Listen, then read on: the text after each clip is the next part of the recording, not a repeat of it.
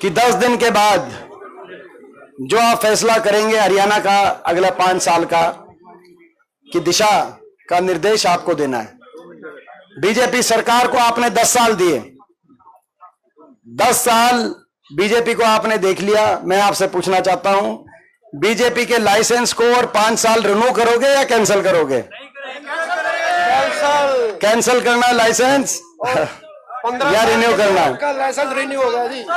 देखो क्यों आज पूरे हरियाणा के कोने कोने से एक आवाज आ रही है कि बीजेपी की सरकार जा रही है और कांग्रेस पार्टी की सरकार आ रही है। चुनाव शुरू हुए 5 दिन हुए। पहले दिन मैं गया था अंबाला में, निर्मल सिंह जी का नॉमिनेशन का कार्यक्रम था। वहां मैंने पूछा, वो अंबाला लोकसभा क्षेत्र जहां से 3 महीने पहले बड़े भारी बहुमत से वरुण चौधरी जी संसद में पहुंचे थे लोकसभा में। मैंने अंबाला वाले से पूछा कि क्या अंबाला में होगा? बोला 9 की 9 सीट कांग्रेस पार्टी अंबाला में जीत रही है और बीजेपी एक भी सीट पर नहीं आ रही। फिर मैं गया हिसार, वो हिसार जहां से जयप्रकाश जी 3 महीने पहले कांग्रेस पार्टी से बड़े बहुमत के साथ सांसद बनके 3 महीने पहले संसद में गए थे, उस लोकसभा क्षेत्र में हिसार में गया। हिसार वालों से पूछा मैंने, क्या परिस्थिति है हिसार में? बोला जी 9 की 9 सीट हिसार की कांग्रेस पार्टी की झोली में आ रही हैं। उसके बाद सिरसा में, टोहाना में हमारी रैली थी, परसों सिरसा में हम थे। टोहाना में पूछा कि टोहाना और सिरसा लोकसभा क्षेत्र जहां से बहन शैलजा जी बड़े बहुमत के साथ 3 महीने पहले जीतकर लोकसभा में गई थी कांग्रेस पार्टी से, तो सिरसा में क्या स्थिति है? बोला सिरसा की भी 9 की 9 सीट कांग्रेस पार्टी की झोली में आ रही है। उसके बाद हम गए सोनीपत। सोनीपत में जुलाना में विनेश फोगाट हमारी जो बहन है, जो हमारी खिलाड़ी हैं, उनके यहां में गया, पूछा सोनीपत में क्या परिस्थिति है? बोला सोनीपत में 9 की 9 सीट कांग्रेस पार्टी की, जहां से वो सोनीपत जहां से 3 महीने पहले कांग्रेस पार्टी के पंडित सतपाल ब्रह्मचारी जी लाखों वोट से जीत के जो पहुंचे थे, जो है कि भाई सोनीपत में भी ये स्थिति है। जो भाई जैसे लोकसभा में सारी सीटों पे कांग्रेस की बढ़त आई, विधानसभा में भी कांग्रेस पार्टी सोनीपत में 9 की 9 सीट आ रही है। और फिर रोहतक की तो मैं आपको क्या बताऊं, रोहतक की तो आपको क्या बताऊं, देश की दूसरी बड़ी जीत हुई थी रोहतक में लोकसभा चुनाव में, कांग्रेस पार्टी की देश में दूसरी सबसे बड़ी जीत हुई थी। तो वहां तो हर विधानसभा क्षेत्र में हमें बताने की मुझे आवश्यकता नहीं। तो भाई ये सारे घूमकर आज मैं करनाल में आया हूं, तरावड़ी में आया हूं, नीलोखेड़ी हल्के में। आप बताओ यहां से क्या करोगे? आप बताओ। बाकी हरियाणा की तो बता दी मैंने आपको हवा तवा। बाकी हरियाणा की तो मैंने हवा बता दी आपको। लोगों ने फैसला किया, मन बनाया लोगों ने। बीजेपी को बदलने का मन तो पिछली बार भी था जब 75 पार का नारा था, लेकिन बीजेपी 40 पे रुक गई थी। बड़ी मुश्किल से दुष्यंत चौटाला को मिला के सरकार बनाई, नहीं तो पिछली बार नहीं बनती, आपको पता है। लेकिन इस बार 5 साल और बीजेपी का कुशासन लोगों ने देखा है, झेला है, और हरियाणा को बहुत नुकसान किया इस सरकार ने इन 10 साल में। जो हरियाणा देश में विकास का प्रतीक प्रदेश था, हरियाणा खुशहाली का प्रतीक प्रदेश हुआ करता था, हरियाणा अमन चैन शांति अच्छी कानून व्यवस्था का प्रतीक प्रदेश हुआ करता था हरियाणा। 2014 से पहले उस हरियाणा को इन 10 साल की बीजेपी की सरकार के बाद देश में पहचान मिली बेरोजगारी में। आज देश में बेरोजगारी में नंबर 1 अगर कोई प्रदेश है तो हरियाणा प्रदेश। भारत सरकार बता रही है, भारत सरकार के संसद में प्रस्तुत आंकड़े, बेरोजगारी में देश में नंबर 1 हरियाणा। नशे में देश में number 1 Haryana. Drug overdose related death Punjab से भी ज्यादा पिछले 3 साल से हरियाणा में हो रही है। नशा आ गया हरियाणा में, ये इनका 10 साल का रिपोर्ट कार्ड है। बेरोजगारी में, नशे में और अपराध में, कानून व्यवस्था की क्या स्थिति है आप अंदाजा लगाओ। कल भी हमारे एक उम्मीदवार प्रदीप चौधरी जो कालका से चुनाव लड़ रहे हैं, कल उनके काफिले पे फायरिंग हो रही है, नौजवान बच्चे फायरिंग कर रहे हैं। एक उनके साथी जो चल रहा था उसके कंधे में से कल गोली निकली। यह स्थिति हो गई हरियाणा की। हरियाणा तो ऐसा नहीं होता था। आज देश में अपराध दर, क्राइम रेट सबसे ज्यादा आज हरियाणा में है। फिरौतियों की कॉलें आ रही हैं। आज क्या स्थिति बन गई पूरे हरियाणा के अंदर। आज बेरोजगारी में, नशे में, अपराध में, महंगाई में आज हरियाणा आगे बढ़ गया। ये और विकास की पट्टी से हरियाणा उतर गया। मैं आपसे पूछना चाहता हूं, इन 10 वर्षों में कोई बड़ा काम आपके इलाके में बीजेपी की सरकार ने कोई बड़ी परियोजना या कोई बड़ा काम लाया हो तो आप बताओ। कोई बड़ा काम, 10 साल बहुत लंबा समय होता है। तो वही सही बात है। ये काम, खैर ये काम नहीं भी करते तो भी हम काम चला लेते क्योंकि हरियाणा वालों का दिल बड़ा है। लेकिन इन्होंने तो काम खराब किया, उलझा दिया लोगों को। प्रॉपर्टी आईडी में, फैमिली आईडी में, पोर्टल में कागज ठीक कराओ, अफसरों के चक्कर काटो। उलझा दिया कि नहीं उलझा दिया लोगों को उलझा दिया, काम खराब कर दिया। भाई जब आज तक गुजरात में इनकी सरकार है 20 साल से, गुजरात में ये आईडी पोर्टल नहीं आए तो हरियाणा में क्यों आईडी पोर्टल आके? और अफसरों की जिम्मेदारी खत्म। ना तो अफसरों को एक एक घर जाकर सारे कागज ठीक कराकर उनकी जिम्मेदारी होनी चाहिए जन सुविधा, सारी योजनाओं का लाभ हर घर तक पहुंचाने की। यहां पर अफसरों की जिम्मेदारी नहीं, आम आदमी की जिम्मेदारी की अपने धक्के खाओ। लोगों को उलझा दिया पोर्टल आईडियों में, पहचान पत्रों में, और नौजवान को हरियाणा के उलझा दिया सीटी में और कच्ची भर्ती में। उलझा दिया कि नहीं उलझा दिया कच्ची भर्ती में? कौशल निगम ले आए, कौशल निगम के माध्यम से पक्की सरकारी नौकरी खत्म हो गई। अग्निवीर योजना ले आए, फौज की भर्ती खत्म हो गई। पक्की नौकरी बीजेपी 10 साल में खा गई कि नहीं खा गई? मैं आपसे सवाल पूछता हूं। ये स्थिति है। और हर वर्ग का अपमान। किसान ने जब आंदोलन किया एमएसपी के लिए, एमएसपी और ये मंडियों को बचाने के लिए, जिस आज मंडी में है, जिस आज मंडी में हम बैठे हैं, अगर उस समय ये 3 कानून लागू हो जाते तो ये मंडी बंद हो जाती, सरकारी खरीद बंद हो जाती। जैसे बिहार, झारखंड और पश्चिम बंगाल में सरकारी खरीद ही नहीं होती, ऐसे हमारे यहां भी सरकारी खरीद नहीं होती। ना ये आड़ती बचते, ना ये मजदूर बचते, ना ये मंडी बचती, ना किसान बचता। 750 किसानों की जान की कुर्बानी लेने वाली ये सरकार साबित हुई। ऐसा आंदोलन था। कितना अपमान किया आपने देखा। कर्मचारी गए ओल्ड पेंशन स्कीम मांगने, उन पे लाठीचार्ज। सरपंच गए अपने अधिकारों के लिए। ये आज सारे सरपंच हमें समर्थन दे रहे हैं, हम धन्यवाद करते हैं। पूरे नीलोखेड़ी के सारे सरपंचों ने जो धन्यवाद दिया है। सरपंचों पर लाठीचार्ज, नंबरदारों का अधिकारों को समाप्त करने का काम किया। नंबरदारों को आने वाले समय में जब हमारी सरकार बनेगी तो पूरा अधिकार देंगे। आपका यही बात कह रहे थे अंकल, तो मैंने आपकी बात भी कवर कर दे। हर वर्ग को, और इतना अहंकार, हर वर्ग पे लाठीचार्ज, हमारी बेटियों को दिल्ली की सड़कों में घसीटा, इतना अहंकार, इतना। उसके बाद ये बोला कि हम बाबा साहब भीमराव अंबेडकर जी के संविधान को भी तोड़ देंगे। बीजेपी में इतना अहंकार हो गया, 400 पार का नारा दे दिया। वो तो लोगों ने इनके घमंड को तोड़ दिया और लोगों ने संविधान को बचाने का काम किया। ये लड़ाई, ये चुनाव नहीं है, ये चुनाव, ये राजनीतिक जो लड़ाई है इस चुनाव में, वो हरियाणा के भविष्य को बचाने की लड़ाई है। ये हरियाणा के नौजवान के भविष्य, जो नौजवान इतना निराश हो गया। देश में सबसे ज्यादा बेरोजगारी आज हरियाणा में। ना तो निजी क्षेत्र में ना तो कोई निवेश हुआ, कोई बड़ा औद्योगिक क्षेत्र लगा पूरे हरियाणा में 10 साल में एक भी, ना ही सरकारी नौकरी मिली।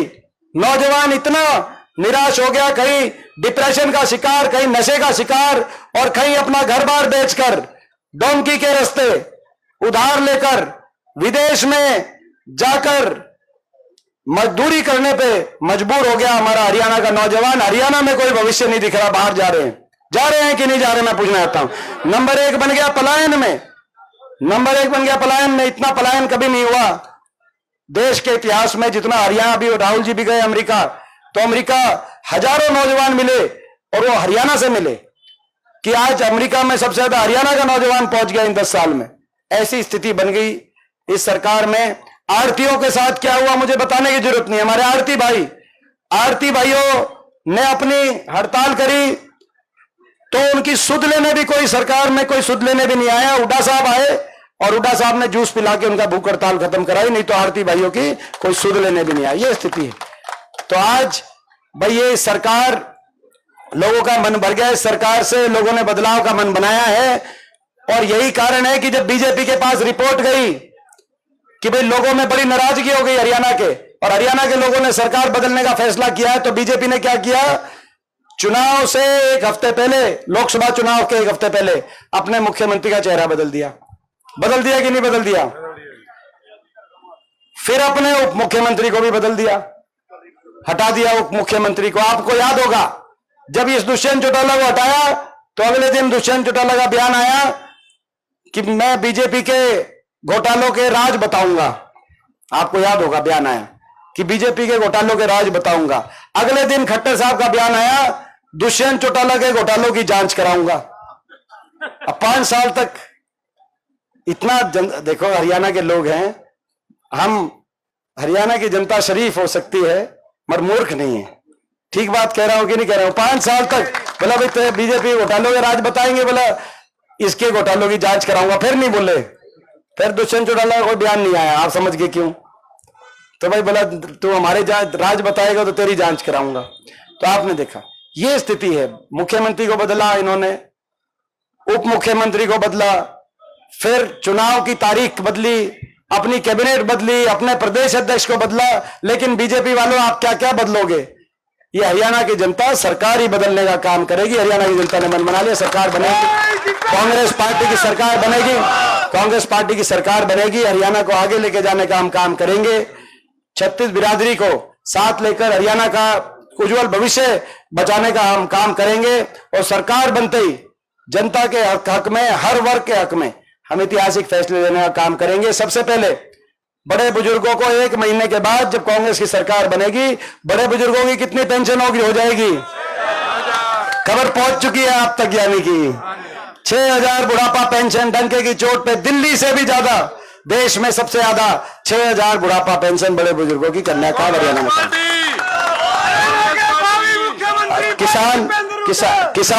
किसान को एमएसपी गारंटी, कर्मचारी को ओल्ड पेंशन स्कीम हम दिलवाने का काम करेंगे। गरीब को महात्मा गांधी ग्रामीण बस्ती योजना के तहत एससी समाज, बैकवर्ड समाज के हमारे गरीब परिवारों को 100-100 गज के प्लॉट की दोबारा स्कीम लाकर जो परिवार रह गए थे उन परिवारों को दिलाने का काम करेंगे। और जरूरतमंद को, चाहे शहर में हो चाहे गांव में हो, जरूरतमंद गरीब परिवारों को इंदिरा आवास योजना में 3.5 लाख तक की आर्थिक मदद से उनके मकान में आर्थिक मदद कराने का हम कार्य करेंगे। महंगाई की कमर तोड़ेंगे, कमर तोड़ महंगाई की कमर हम तोड़ेंगे।